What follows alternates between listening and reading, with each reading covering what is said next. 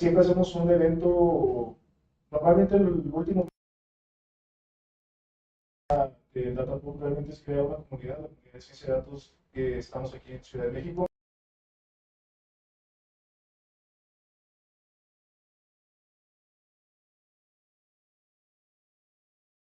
Ciencia de datos, inteligencia artificial, política pública, pero siempre con este giro de lo que nos apasiona, que realmente es la información, los datos, la analítica. Hoy tenemos un ponente muy interesante, viene de una empresa llamada Watershed, él es Lead AI Senior, Lead AI Engineer para esta empresa. Él estudió en la Universidad de Rice, estadística, y bueno, él nos va a dar una charla muy interesante que es Building AI Products that Scale. La idea detrás de esta charla es que ahora que está muy de moda el término de inteligencia artificial, pues realmente lo estamos viendo en todo, ¿no? Estamos viendo que está tocando, traspasando cualquier barrera, todo tipo de industria, todo tipo de producto, pero la idea es que muchas veces se queda hasta ahí, ¿no? Tratamos de utilizar la tecnología solo por querer utilizar la tecnología, sin embargo no la utilizamos con un propósito definido, tratando de resolver un problema específico, y normalmente es ahí donde parte entre un mal producto y un buen producto. No es un tema de tecnología, sino cuál es el problema que resuelve, y de eso va la charla de hoy. Entonces, muchísimas gracias por venir. Vamos a comenzar con él. Al final, normalmente tenemos una dinámica donde vamos a regalar unos libros. Hoy tenemos unos libros muy interesantes también. Ya les contaré ahora cómo funciona esa dinámica. Y al final tenemos una sesión de networking donde normalmente tenemos cervezas y pizzas para que realmente los nuevos, sobre todo, los que van regresando, los que van llegando, pues se conozcan entre ustedes quiénes son la comunidad o quiénes son la comunidad de ciencia de datos aquí en México, y pues que nos puedan acompañar si les interesa la charla, o si a veces nomás quieren venir por pizza, pues también se vale. Pues bueno, muchas gracias, y sin más por el momento, con ustedes, Ando.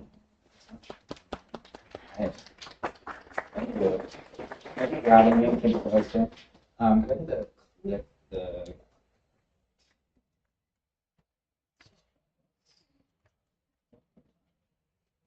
is it these buttons? Yes.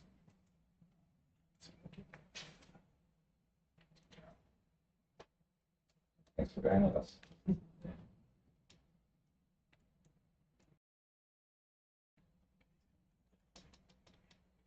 All right, well, let's get started. All right, so I think we got a little bit of an intro. The talk is about accuracy does not mean equal trust, and how we build AI products that are trustworthy and at scale. Watershed. Oh, perfect. So a little bit of the agenda for this talk. We're going to start by introducing, I'll give you a little bit more about myself, even with the great intro. I'll just tell you a bit more, and then also introduce Watershed, since we're a bit new in the area and just want to make sure that everyone knows what we do and why we're so excited to continue building here. We'll then get into the problem of product level carbon accounting, which is the kind of problem space that we've built one of our most exciting AI products in. We will then talk a little bit about which evaluations for AI products are most important for dealing with this. We'll then get into a little bit of a demo of the Watershed product, just so you can kind of get a little feel for the actual problem space that we're in. Then talk a little bit about the learnings from actually deploying this product in production for many users, large companies that are using this product to scale their carbon measurement. And then finally, how Watershed has evolved our process in light of all these learnings that we've done. All right, so I'm Andrew. I'm a lead data scientist or lead AI engineer, whatever title you prefer to call, and whatever's trending at the time, I suppose. My background is in statistics and applied machine learning. I previously did natural language processing in health tech to helping people self-diagnose their conditions. This was before ChatGPT and Claude kind of took that and made it all that much better. And then what I do at Watershed is I lead the AI development of our product footprints product, which is kind of one of our premier AI products that we launched at the end of last year and are continuing to develop and make available to everyone. And we're going to talk a little bit about what that does. But first, let me tell you a little bit about what Watershed does. So every year, there are 50 billion metric tons of CO2 equivalent that are emitted into the atmosphere that are accelerating global warming. And Watershed was founded to help think about this from the perspective of this one key insight, which is that 84% of those emissions come from companies that are emitting part of that carbon. And our mission is to reduce global emissions by 500 megatons, which would, in 2030, would equate to about 1% of global emissions. This is, of course, a really big goal, but we are fortunate to be able to work with some amazing companies who we are helping measure and reduce their carbon emissions, including 70 of the Fortune 500 companies. And if we sum all the emissions of the companies we work with, we manage over 2 gigatons of emissions, which is a little bit larger than the total emissions of all of Mexico.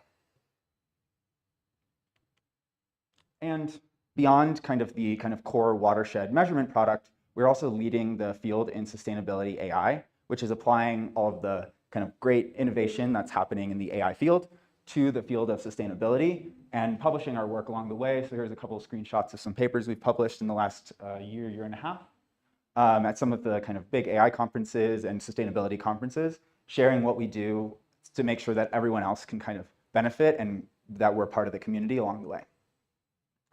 So that's a little bit about watershed.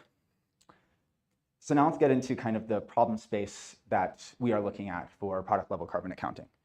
And this is where we've built one of our big forays first into a product that is built on top and would be impossible without AI. So we've learned a lot along the way of building it. So what is it? Imagine that you are a company that sells burgers. If you want to measure the emissions of a burger that you sell, you need to know what goes into that burger. You might have the ground beef that goes into the burger. You might have the lettuce that goes on top of the patty. You might have some cheese. You might have the buns. And all of those together add up into the total emissions of the burger. And I think a key insight of understanding this for companies is that between 80 and 90% of the emissions for most companies lie in this upstream value chain, all the things that they purchase that go into the things that they sell. And this is a really important problem for most companies to understand and measure. And this is the problem that we set out to solve when we built Product Carbon Footprints, which is the watershed product. And understanding and estimating the emissions is exactly what the product is meant to do. And this is a challenge that companies are really interested in solving for themselves. They want to understand the hotspots in their value chain.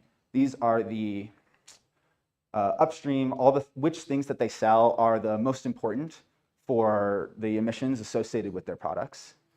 They also want to know where they can reduce those emissions, what are the opportunities to reduce, what are the reduction levers, what should they act on, and they need to do it with the granularity to know that when they actually go and take that action, they can reflect it in their footprint.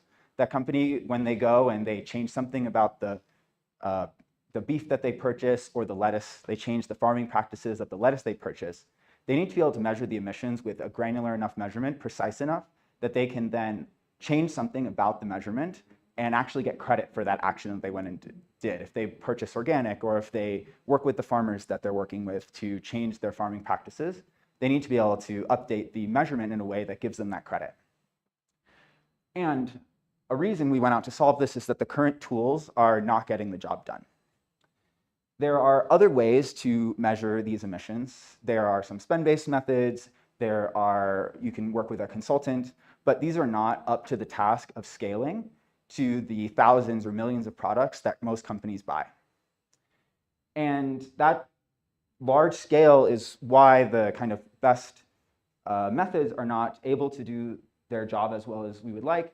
And if you want a really precise measurement today, if you're not going to use AI or some of these new tools that have been coming out, you can go to a consultant and they will give you an excellent measurement, but it will take quite a bit of money on the company's behalf, and will also take a number of weeks or months for that consultant to go and do the job. And all this put together means that these companies that we're working with and are really excited about what we're able to do are not able to act at the speed that both they need and the planet needs. So we have broken this problem down into two important pieces, and these are two different AI systems that help, and the examples we'll use throughout the rest of the talk. So the first one is auto mapping, the second one is automated product footprints. We're going to talk about auto mapping first. So Auto mapping, you can think of this, a company is going to come, they're going to give us all of the different materials and products that they purchase. And you could imagine there's like a list of these different materials. And we use an AI agent to help classify this. And you can imagine this is like a high-dimensional classification problem or entity matching, where there is a database of over 2,000 possible matches, in some cases many more. And we need to kind of choose the very best one for that particular product. This is going to be the best estimate of that product's emissions. And this will come with all of the kind of supply chain that is associated with that product, and we'll see an example of that a little later in the demo. And the way we break this down is we have one agent that's actually going to kind of choose the best match, and one agent that's going to rank how good is that match, so that companies know where they have a good match from the database and where they don't have a good match. So this is the problem of auto mapping. And there's lots of learnings from this in how we talk about which matches are good, which matches aren't good, and how we like start to build trust that we'll cover in a little bit. So just before we get into that, let me also cover kind of the second part, which is a bit more complex, but I think also brings with it a lot of lessons. So this is automated product footprints. So similarly, a company will come to us and they will have a huge list of materials and products that they purchase that they want to measure. So for example, if they come with dark wash jeans, we then use a multi-agent AI system here to decompose the supply chain, create what we call a digital twin of the supply chain, and then map that to emissions factors, as well as estimate the kind of different decompositions of the product. So you can see here, dark wash jeans has some packaging, the transport to get the jeans to the store, and then the assembly of the jeans. So if you think about like kind of go one step back from the retailer who's selling the jeans, they had to purchase it from a fabric producer who was like making the jeans. They bought some packaging and then they packaged it up. That jeans, the company that was making the jeans needed to purchase some denim material. They needed to buy a zipper. They needed to buy some threads and labels. They had to purchase some electricity to like produce the jeans. And so all of those together comes to a few different agents who are helping kind of solve this in tandem together. So there's one agent that helps figure out, what are the things that go into this product. There's other agents that help with the mapping. Like once we get to cotton yarn, there's a great match in the kind of existing database. Let's not like reinvent the wheel. So we will map to the database.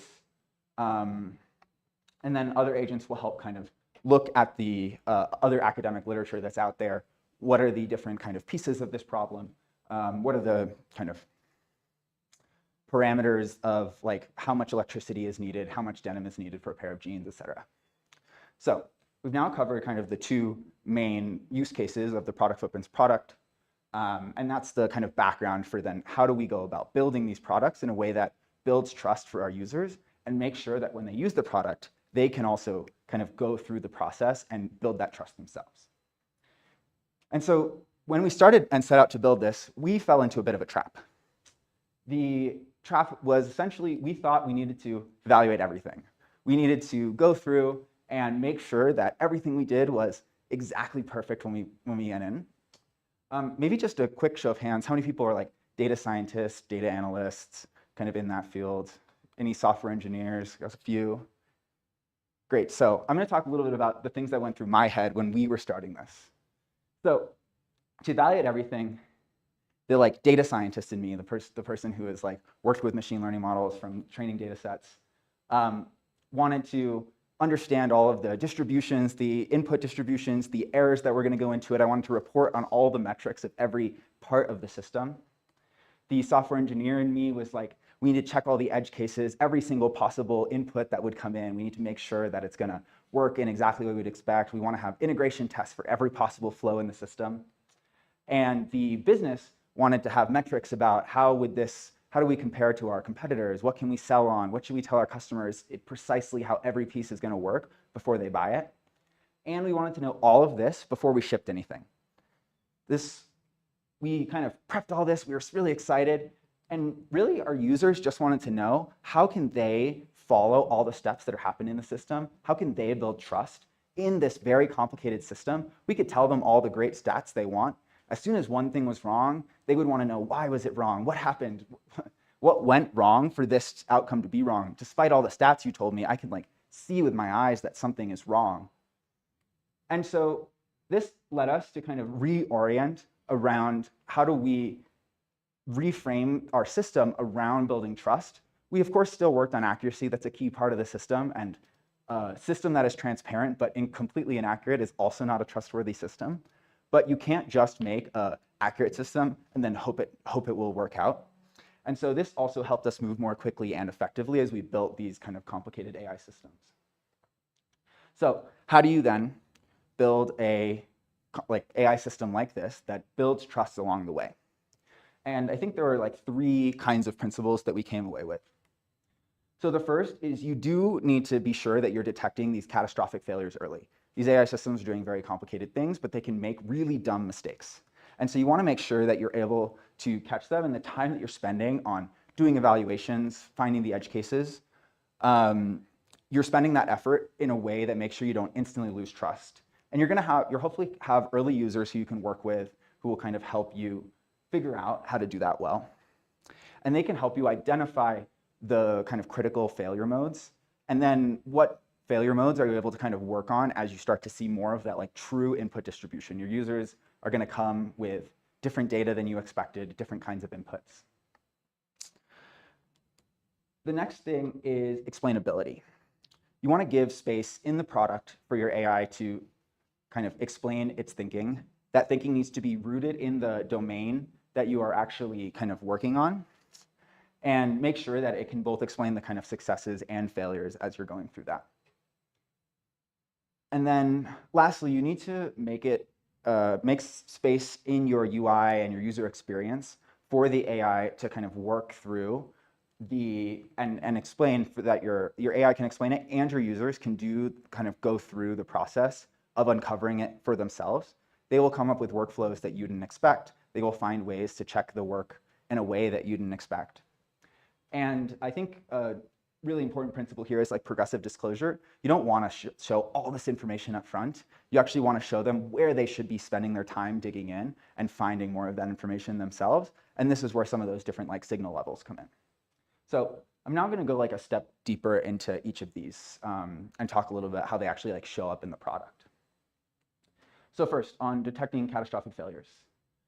I think this is it's critical to kind of work with your domain experts. These will be hopefully people on your team. For us, it's our product manager who has like worked in supply chain for many years, and it's our climate experts at Watershed who have spent a lot of time understanding how to do life cycle assessment and estimate the emissions of these products that we're working on. To really understand what are those catastrophic failures, what are the things that if they happened in the product, people would throw up their hands and be like, I'm never using this again. And also ones that will just lead to errors, even if they're subtle, that might kind of cause that huge error in the final product that people are looking at. And then as much as possible, we all love using AI. It's great for so many things, but if you cannot use it to solve a problem, that is going to be a better solution, which means to make sure that the way that you're verifying the output, if you can do it, should be deterministic. And that means writing kind of just regular old code that will help kind of like verify if the output is right. It might mean finding the like equations that you can make sure that they are kind of satisfied, so you have constraints on the output of the AI. But it is reasonable and makes a lot of sense in cases where you can't make a deterministic output. You can still use AI to kind of check other AI, and this can still greatly bring down your failure rate. So just a little example to kind of talk through this, and a real one. When we're working on having the AI kind of estimate manufacturing process and all the things that go into it, you can imagine a very realistic input-output is you put 10 kilograms in, a bunch of stuff happens, some electricity, some heat, and some other things come together, and you get 8 kilograms of output. Great, makes a ton of sense. You could put 10 kilograms in, you could get 4 out. You probably cannot put 1 kilogram in and get 2 kilograms out of a manufacturing process. We still got to conserve matter and make sure that it's working as intended. And so this is a very simple example of a deterministic check that we can do. Now, there are processes that are not pure manufacturing processes where this isn't. If you're having a cow graze a field, the cow kind of grows by, breathing and eating grass. And so this isn't always true, but you can use it for many cases, and knowing when you can use it and when you can't is also an important piece of this. Next, on explainability. I imagine this is probably a little hard to see, but I'll try and talk through it. So first, you want to make it clear kind of how you're evaluating. So in this example, we have a real kind of we'll see in the demo as well, but we have a screenshot of the watershed product footprints product. We have a bunch of inputs here. So we have black tea, and then we have different match scores for the material match score and the emissions match score. So there's a match from the database, and we are saying here, this is a good match. I think this matched to dried tea from the database. So this is like a pretty good match. Maybe not, it's not black tea, so it's not 100%, but it's on the high side. And then we have some more complex ones down here, like steel D-ring anchors, which are a fairly complex kind of manufactured product, and they map to some kind of like steel plus assembly. And these are maybe low and medium low matches. So this kind of high-level thing, showing where people should go in and spend their time, is also an important facet of the system because this lets them kind of go through. So this is show the evaluation. Then we also need to explain how the evaluation was done. So this is explaining the logic that the AI is following to evaluate it. So we say to assess the quality, we look at two things: how the AI selected the match and how close the emissions are from the making and manufacturing perspective. So this is explaining how the kind of logic behind the scenes is actually working. And then lastly, you actually want to show the evaluation itself. So here's, if someone were to go mouse over one of those scores, they could actually see this is the exact reasoning that the AI took to come to that particular match score. And so this is where you can see that kind of progressive disclosure principle also come in, where we're starting from this high-level view of here are all the scores that you can sort and filter and look over at kind of a broad point of view. And then you can also drill down, understand how the AI came to the decision and why it came to the decision. So that's explainability. And the last one here is helping users understand the system. So here we have a kind of more complex product, a men's winter jacket, and we want to prioritize how users can go engage with that explainability. And an example here is we have our AI behind the scenes is benchmarking the product. And this is a way that we help explain how the AI came to its decision in, again, that kind of like progressive disclosure. And we want to orient them around going from this like very high level view. They can go, we see the whole graph, which we'll see in the demo in a little bit, but you can kind of see the whole view. You can click on then a particular node that has a particular set of emissions. You get to see how it benchmarked against another product out there that someone else has done. So now you have a comparison point of view that the AI relied on something in the real world. And we can even go further and say, where did that actual citation come from? Following the whole chain of data down from the kind of top level, the AI maybe made something up, to actually the thing that it produced was grounded in a real thing, showing that the carbon footprint of a ski jacket from this particular website falls in the range of 5 to 15 kilograms.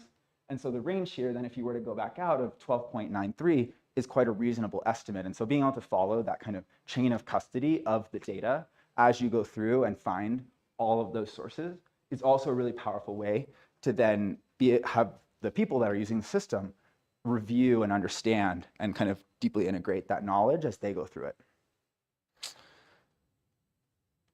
Oh, sorry. Now we get to do a little live demo, see how it goes.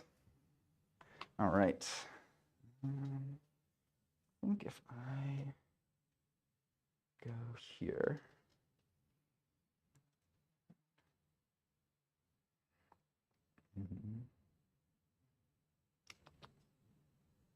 There we go.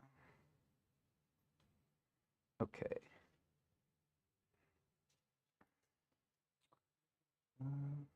Oh, there we go. Perfect. Okay, so here's a live instance of the watershed product. This is a demo company where we've like seeded some data just so we can like show off exciting things and see how it works in a test environment. So here we see the kind of material overview page. So we saw some screenshots of this earlier, but this is now like the live product.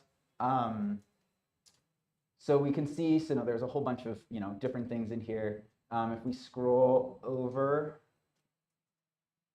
we can see down here. So these are some ones that we ran that like auto mapping on. So we can see for like vanilla extract, we mapped it to vanilla, which is something in the database. Now this is like an okay match, but if you were to do vanilla extraction, you actually need like a lot of vanilla. You extract it into like a tiny little bit of like the extract, and then that is then kind of put in some propylene glycol, and then you can like use that to cook or do something like that. So this match got like a medium score, And we can then do the same kind of look at the score justification. We can see, and then we can also see like that same kind of, here's how the score is computed. If we go to something like a wheat flour, which we, I think, probably match to wheat flour. Yeah, so we match, pretty good match. So like basically an exact match, we get a very high score and we can see. So this kind of helps as you're now scrolling down, you could filter to like high, low, or medium to understand where should I, as the human who's looking at this system, spend my effort.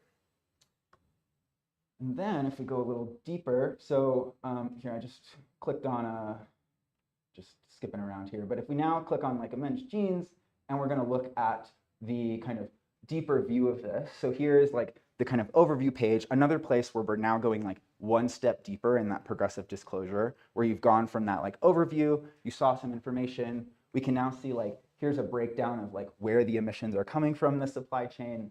We can look and understand, okay, we've got kind of the per unit emissions, we've got the boundary, which are like kind of important from like the life cycle perspective of like, what are all the things that are included in this inventory? And then if we go one step deeper, we can look at the kind of genes graph. So this is like a real view of that kind of like play one that we saw earlier. And so if we were to like zoom in, again, another place where how the information like architecture, you can start to see like how to follow, what are the important things. The larger the red line here is where most of the emissions in the supply chain are coming from. So we could follow that over. We can see that most of the emissions are in the denim, makes a lot of sense. We get a lot of emissions from electricity. If we were to follow denim up, we can see that actually within denim, a lot of the emissions are from both the fabric that goes into the denim, but also the electricity that is used to like actually turn it from that raw fabric into the denim. And then one more thing, we can just see kind of, if we click on over here, so we're looking now at the kind of actual jeans manufacturing. We have a whole bunch of information here. Now, if you want to get into like the really deep details of the specifics, we have that kind of benchmarks to know here are the things that our AI went out. It found benchmarks out there in the literature from websites that have also done their kind of own benchmarking. We can see that it's looked at a couple different ones here. It found some key emission hotspots that match to kind of the things that now when you look at the product, you can confirm. You can then also check the actual like websites themselves where we have the citations that go back to the papers and the websites where this ultimately came from.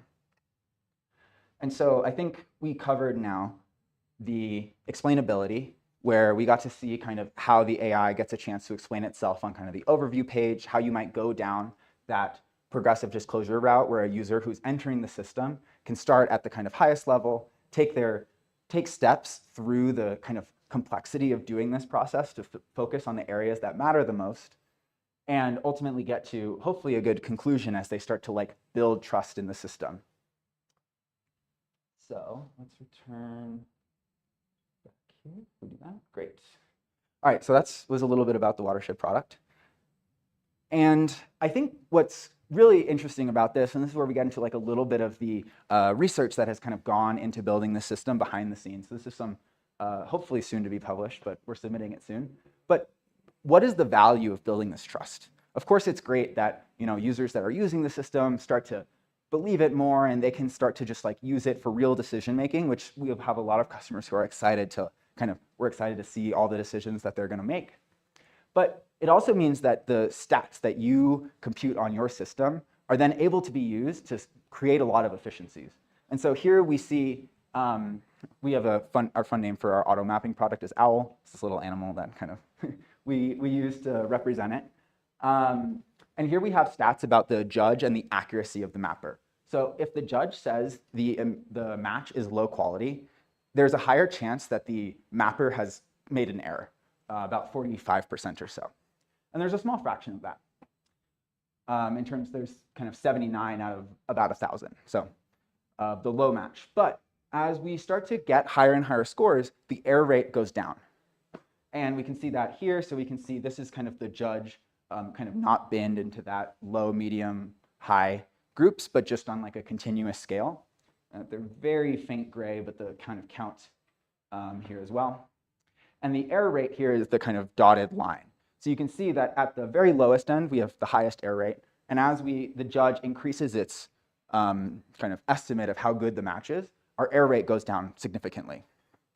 Now, this is really important. This is great kind of from a calibration perspective. We know that our judge is well calibrated to catch errors about the outcome of the mapper. But it also means that as a user, as you start to build trust in the judge, you see its reasoning, you start to understand why it made that reasoning, you start to believe its reasoning. You can actually start reviewing fewer and fewer of the mappings because you start to learn, oh, I don't need to look at those. If the score is high, I can leave those alone. I know the error rate is super low. And that means that we can also get a nice result like reviewing just 30% of the mappings means you can catch over 80% of the errors. And this is really helpful for efficiencies if you think now of thousands and thousands or even tens or hundreds of thousands of products. Humans, this has been unaccomplishable before to map all of these because there wasn't enough human effort to go and map all those products. But if you can automap them and then review a fraction of them, this is really powerful. The other thing that's nice here that is not set on the slide, but I think is really important, is the reason for low mappings also differs across different companies, different data. If you put in very vague inputs, if you say a steel part, there are a lot of options of what a steel part could be. It could be a low alloyed steel, it could be an unalloyed steel, it could be a chromium steel, all sorts of things that it could be. And so a low mapping might also mean that your input is vague. So as companies start to use this, not only do they learn, oh, when I tell it something vague, I might get more errors from the mapper. You also see that they start to improve their data. And so they see, oh, when I did this, the system did this. Because they've followed the explainability from the system, they've been able to dig down into where those errors are highest and where the mapper was telling them that the outcomes were the worst. So building trust doesn't just mean that your users are happy and they get use the system more. It also means that you get to change how they use the system because they've started to trust the outputs. So I think just to really underscore this, this is really how we get to scale. You can't just let the AI go run away and do its own thing. Someone's got to be in the loop, helping understand, make sure the decisions were right. But it does mean that you can scale up as people start to trust the system. And so building for trust means that you get scale as well. Oh, I lost the clicker. There it is. All right, so what did we learn from all this? First, I'll harken back to catching those catastrophic failures, catching them early, and working with your early users to understand them is critical. Second, prioritizing explainability means that your users can also follow along the process that the AI was taking so that they can start to understand how they can follow the system. Third, you want to build your UX. I think you saw we put a lot of effort into showing where in the system, where you can actually see all of those pieces of explainability. And the AI was also built knowing that the UX would be able to support those explanations and understand where those go. And then this is a bit of an aside, but was really important kind of through this process of what does quality even mean? For different projects, for different problems, quality is going to be very, very different. And deciding who is a DRI, or we call it directly responsible individual, but really who's that one person who is going to be the ultimate decider for what quality means and how you're going to explain quality. It doesn't mean other people don't have input, but having that kind of one kind of final say is really important, especially for these early projects where there's an infinite number of directions you could go. Having a kind of clear voice for that is really, really important. And then lastly, we didn't get to see a whole bunch of examples, but throughout the kind of under the hood, there's a lot of deterministic validation that goes into making the kind of whole AI system work. And that I think is really important for building trust, because connecting back to the first one, that's how you catch those catastrophic failures most reliably. And so if you can build in deterministic verification, that is a critical thing that you should kind of do as much as you can. So those are all the things we learned. And we're hiring. We'd love, if you are looking for a job, we'd love for you to come join us. We're doing lots of cool things. And I think, Enrique, you're going to come talk a little bit about Watershed as well. No, that's okay. And then, Súper rápido, nada más les quería compartir. Pues prácticamente empezamos Watershed en México hace unos 6 meses. Ya somos un poquito más de 30 personas. Son prácticas que tenemos personas de varias nacionalidades trabajando con nosotros. Y hemos estado construyendo 2 pilares principalmente. Uno es el área de customer, con un poquito de data transformation, de también consultorías en temas de sostenibilidad y también en temas de support en general. Y ahorita estamos empezando a construir como el otro brazo que queremos tener aquí en México, que es la parte de ingeniería. Entonces ya tenemos ahí, de hecho, creo que conoce Alicia, que va a entrar con nosotros, y vamos a tener como posiciones de software engineering y también como consultores individuales en toda la parte de desarrollo. Y pues usualmente aprovechando que estamos como muy diversos, hacemos como eventos para conocer un poquito como de la cultura de cada uno. Entonces, les voy a dejar el cuadro por abajo mucho en ese. The up, yeah. Aquí está, bueno, pueden meterse a la página de White Careers, o también ahí el QR code va exactamente al mismo sitio.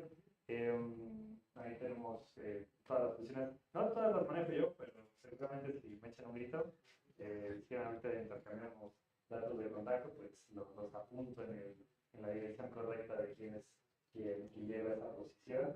Y pues, nuevamente gracias por escucharnos un ratito, por estar aquí, gracias por la invitación, y pues Andrew, muchas gracias por la presentación, y pues no sé si quieran dar como algunas palabras antes de que vayamos por el y cerveza. Preguntas. You tenías unos libros. Yeah. I'm sorry. You had some books, right? Oh, no, I don't. Pero vamos a unas preguntas. Preguntas para Andrew, ¿sí? Okay. Sí, yo creo que podemos pasar un par de preguntas y respuestas para Andrew, entonces sí, luego ya. Me quedo con este y okay. I'll go back to here. Wait, this one will Oh, be for you, perfect. so you can answer the questions.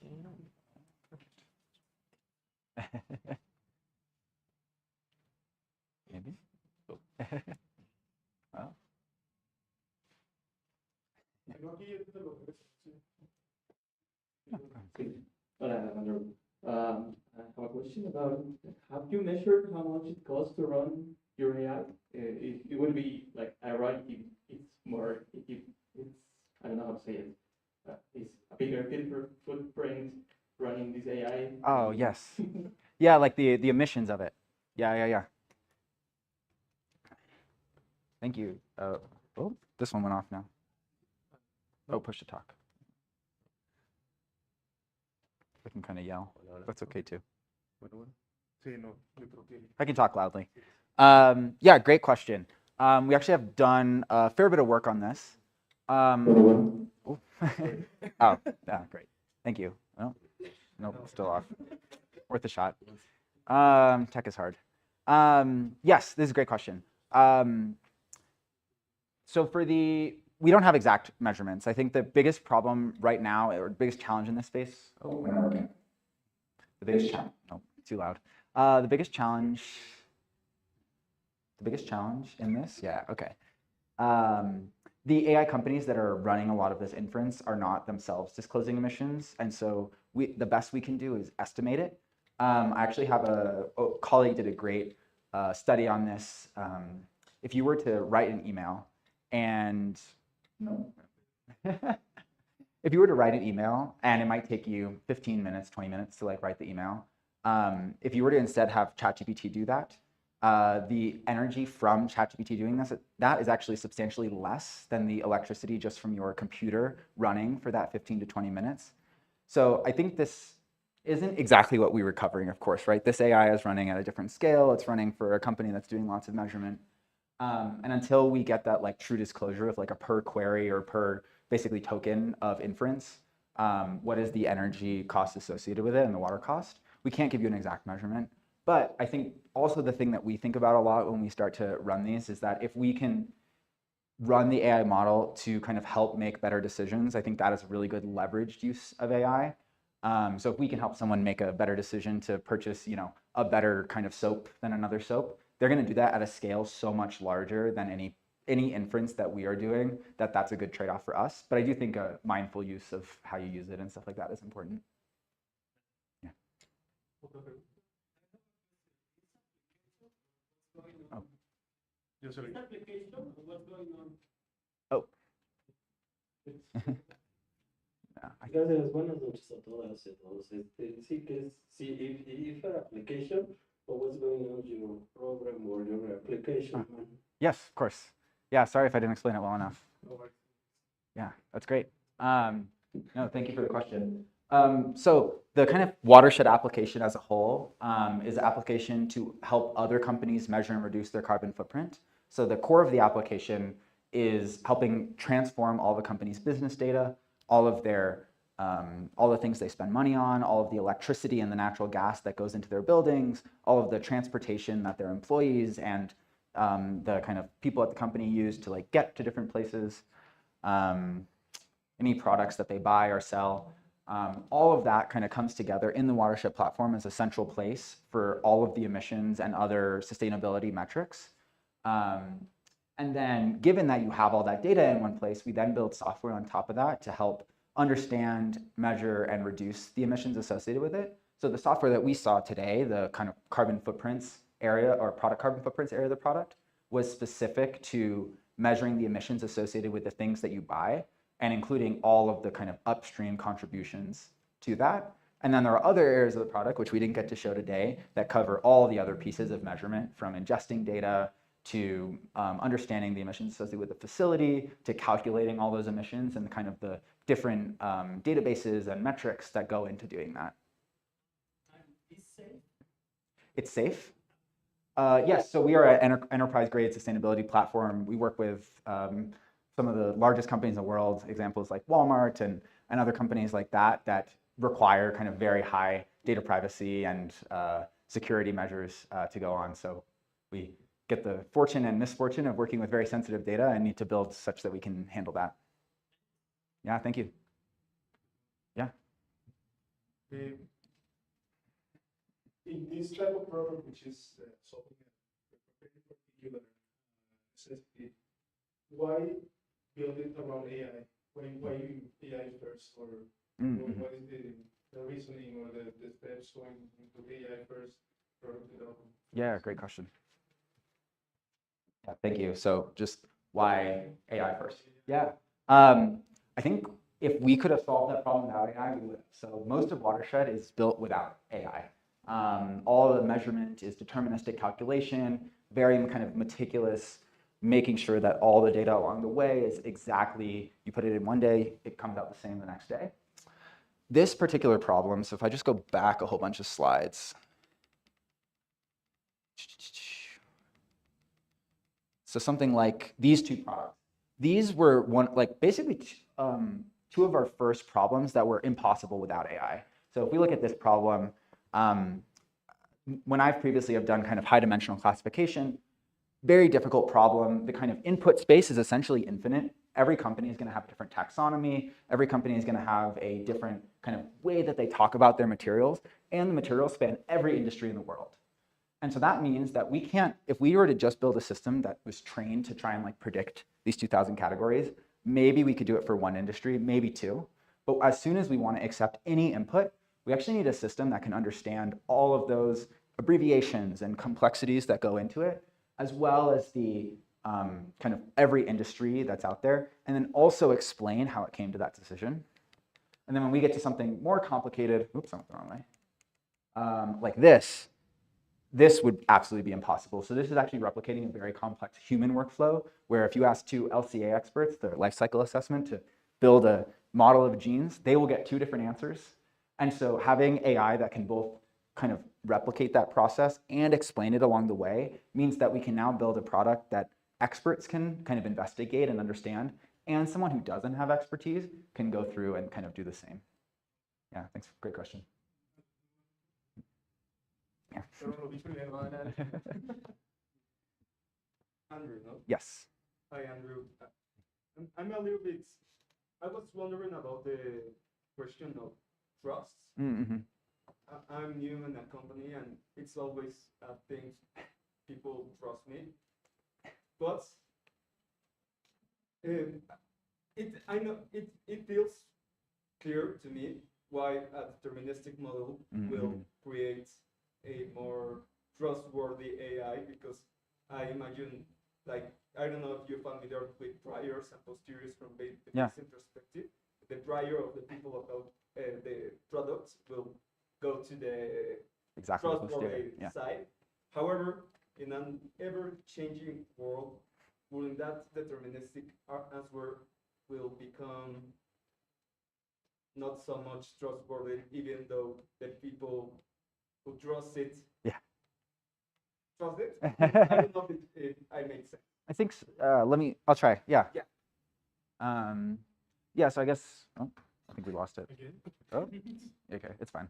Yeah, I think that's just to interpret. I think it's, even a deterministic model may not itself be trustworthy as you move to different domains, or who is like, just the fact that it's trusted doesn't make it trustworthy. Is that maybe along the way? Yeah. Yes. I think it's a great point. I think you may know the phrase, all models are wrong, some are useful. Yes, like box. Of course, yeah. Great quote, and I think it applies as much to deterministic models as it does to the kind of non-deterministic models that we have, where even the deterministic model, you're kind of best, you have a well-informed prior, you've collected some data, you now have a better informed posterior, you're going the data generating process that generated the samples that allowed you to get to the posterior also is a process that you may or may not trust. And so despite the method itself being deterministic and thus perhaps trustworthy, that does not in and of itself guarantee the outcome is true to reality or that it's trustworthy or followable of how you got there. And so I think that's actually a nice property of allowing, talking, the fact that these AIs today talk in English is that you can understand them at different levels of complexity from the here's the explanation of here's the total emissions of genes. We may have, another way we might have done it is we had a prior for the emissions of genes. We collected some data on, here are some different genes from around the world, and we now have a new estimate of the emissions of genes on average. But it's also still quite hard to know what are the factors that went into the genes, and if I were to change a particular factor, how does that change the model? And so by having the system produce a very auditable and followable process, even if the system itself is non-deterministic, the artifact it generates is now trustworthy. Okay, thanks, Andrew. Yeah, thank you. Vamos a la última, ¿sí? Yeah, I don't think it works.